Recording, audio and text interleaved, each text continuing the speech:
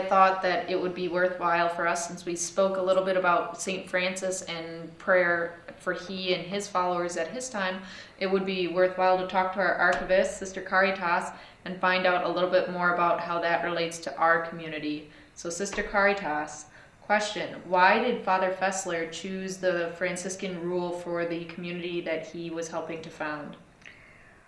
When I looked at that question, I thought, I don't think he really chose the Franciscan rule for this new order.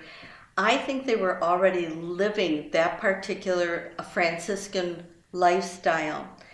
Father Fessler had been brought up as a young man when he first came to America.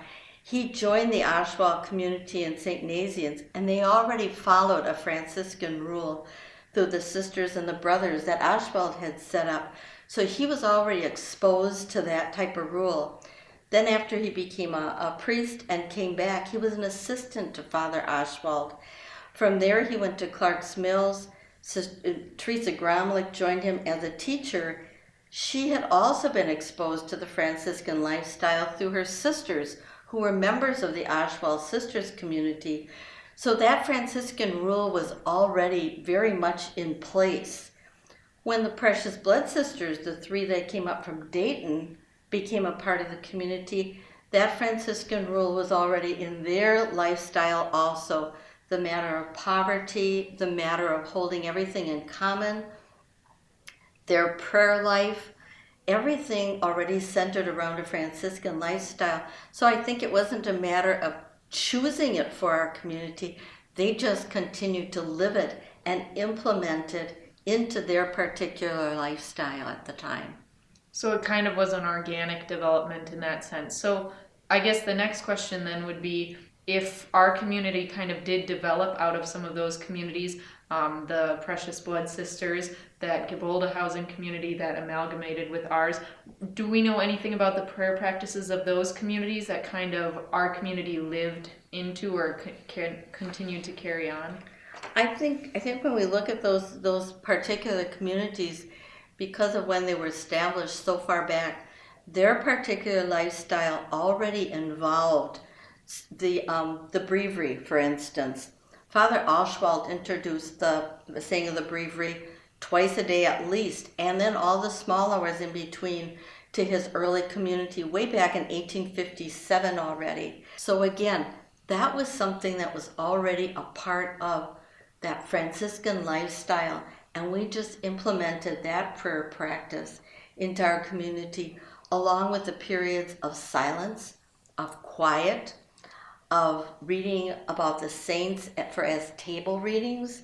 That was all done. They often ate in silence, but that was because of the readings that went on. They read their rule, etc. at those times.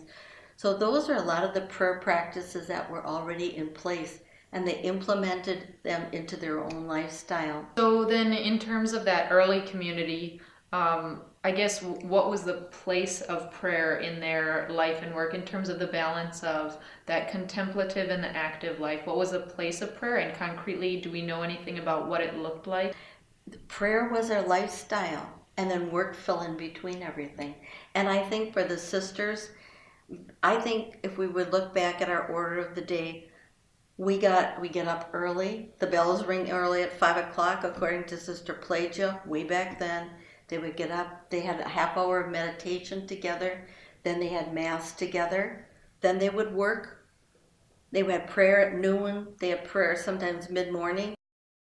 Prayer has always been an integral part, not only of our personal life as sisters, but of our communal life. That prayer has been a dominant, thing for the community, that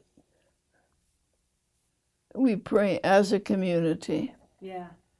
Which we're living that type of a life. Yeah. So prayer life is very dominant, I would say, for us.